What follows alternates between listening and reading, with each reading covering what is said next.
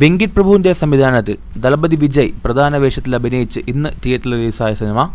നമസ്കാരം, എൻ്റെ പേര് വിഷ്ണു. എൻ്റെ ചാനലിലേക്ക് ഏവർക്കും സ്വാഗതം.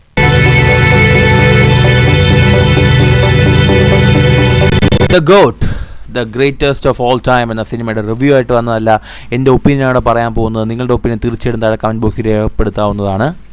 The greatest of all time എന്ന സിനിമ ഇന്ന് റിലീസായിരിക്കുകയാണ്. എല്ലാവരും കണ്ടു കാണുമെന്ന് പ്രതീക്ഷിക്കുന്നു. സോ ഈ സിനിമയെക്കുറിച്ച് പറയുകയാണെങ്കിൽ, ഈ സിനിമ അനൗൺസ് ചെയ്ത സമയത്ത് ഒരുപാട് ഹൈപ്പ് ഉണ്ടായിരുന്ന സിനിമ തന്നെയായിരുന്നു. പിന്നെ ഈ സിനിമയുടെ first poster, second poster, first single, ട്രെയിലറൊക്കെ വന്നപ്പോൾ ആൾക്കാരുടെ ഹൈപ്പ് ഇടിഞ്ഞിടിഞ്ഞ് താഴെ അങ്ങ് പോയി. സോ അതുകൊണ്ട് തന്നെ ഈ സിനിമ കാണാത്തൊരു ഡിസപ്പോയിൻമെൻ്റ് ഒന്നും എനിക്ക് ഫീൽ ചെയ്യുന്നില്ല. സോ ആക്ച്വലി പടം എങ്ങനെ ഉണ്ടായെന്ന് നോക്കുകയാണെങ്കിൽ ഇത് വളരെ ക്ലീഷേ ആയിട്ടുള്ളൊരു വിജയ് സിനിമ തന്നെയായിട്ടാണ് എനിക്ക് പേഴ്സണലി ഫീൽ ചെയ്തത്. എന്താ പറയുക, കണ്ടുകൊണ്ടിരിക്കാൻ പറ്റും. 3 മണിക്കൂറാണ് ഈ സിനിമയുടെ ലെങ്ത് എന്ന് പറയുന്നത്. ആ 3 മണിക്കൂർ നമുക്ക് നന്നായിട്ട് അനുഭവപ്പെടുന്നുണ്ട്, ഇല്ല ഞാൻ പറയുന്നില്ല. കുറച്ച് സ്ഥലത്തൊക്കെ നമുക്ക് ഇത് തീരാറായില്ലേ എന്ന് തോന്നുന്ന തരത്തിൽ സിനിമ എടുത്തുകൊണ്ട് പോകുന്നുണ്ട്. ഈ സിനിമയിൽ എനിക്ക് പേഴ്സണലി കുറച്ചെങ്കിലും നന്നായിട്ട് തോന്നി. സിനിമയുടെ ടെക്നിക്കൽ സൈഡ് കുറച്ച് നന്നായിട്ട് എനിക്ക് ഫീൽ ചെയ്തു. ചിലയിടത്തൊക്കെ എയും DAGing ഒക്കെ വർക്കൗട്ട് ആയപ്പോൾ തോന്നി, ചിലയിടത്തൊക്കെ കയ്യിൽ നിന്ന് പോയിട്ടുണ്ട്.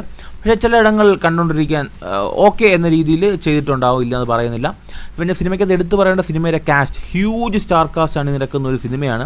ഇതൊരു വിജയ് സിനിമ എന്ന് പറഞ്ഞാൽ മതിയാവില്ല, കാരണം വലിയൊരു സ്റ്റാർ കാസ്റ്റ് സിനിമയ്ക്കകത്ത് അണിനിരക്കുന്നു. നോക്കുകയാണെങ്കിൽ പ്രശാന്ത്, പ്രഭുദേവ, അജ്മൽ അമീർ, മോഹൻ, ജയറാം, സ്നേഹ, ലൈല, മീനാക്ഷി ചൗധരി എന്ന് പറഞ്ഞാൽ വളരെ വലിയൊരു സ്റ്റാർ കാസ്റ്റ് അണിനിരക്കുന്ന ഒരു സിനിമയാണിത്. ഈ സിനിമ ട്രെയിലർ കാണുമ്പോൾ തന്നെ നമുക്കതിൻ്റെ കഥ ഒരു വിധം ഊഹിച്ചിരുന്ന് കാണാൻ പറ്റുന്നൊരു സിനിമയാണ്.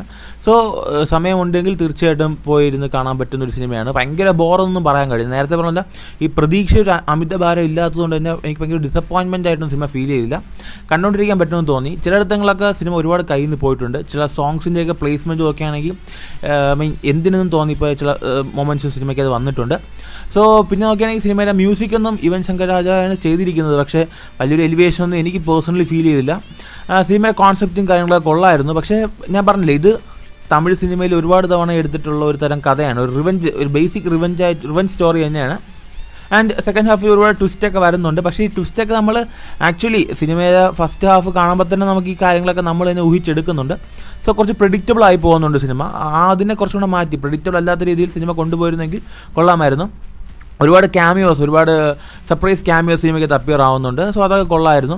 നേരത്തെ പറഞ്ഞ പോലെ തന്നെ സമയമുണ്ടെങ്കിൽ നിങ്ങൾക്ക് തീർച്ചയായിട്ടും പോയി 3 മണിക്കൂർ നിന്ന് കാണാൻ പറ്റുന്ന ഒരു സിനിമയാണ്. നിരാശപ്പെടുത്തില്ല ഞാൻ പ്രതീക്ഷിക്കുന്നു. ഞാൻ നേരത്തെ പറഞ്ഞാൽ എനിക്ക് ഭയങ്കര ഒരു പ്രതീക്ഷയൊന്നും ഈ സിനിമ ഇല്ലായിരുന്നു. കാരണം ഈ സിനിമയുടെ പല കാര്യങ്ങളും കൊണ്ട് തന്നെയാണ്. കാരണം ട്രെയിലർ അതിൻ്റെ ക്വാളിറ്റിയൊക്കെ പറഞ്ഞ് ഒരുപാട് പ്രശ്നം ഉണ്ടായിരുന്നു.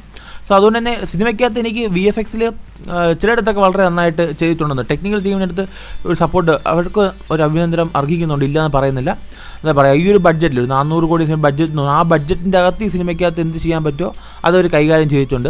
ആൻഡ് വിജയുടെ പെർഫോമൻസ് വൈസ് നന്നായിട്ടുണ്ട്. ആ ചിലയിടത്ത് ആ കോമഡി വരുന്ന രീതി, ആ സ്നേഹയും വിജയായിട്ട് വരുന്ന ആ ഒരു സീൻസൊക്കെ വളരെ നന്നായിട്ട് എൻജോയബിളായിട്ട് കാണാൻ പറ്റിയിട്ടുണ്ടായിരുന്നു. പിന്നെ ആ ഫ്രണ്ട്സ്, അവർ ആ ഒരു ജയറാം, അതുപോലെ തന്നെ പ്രശാന്ത്, പ്രഭുദേവ, അമൽ, അവരൊക്കെ ചെയ്യുന്ന ആ ഒരു ഹ്യൂമേഴ്സും പടത്തിൽ വർക്കൗട്ട് ആയിട്ടുണ്ടായിരുന്നു.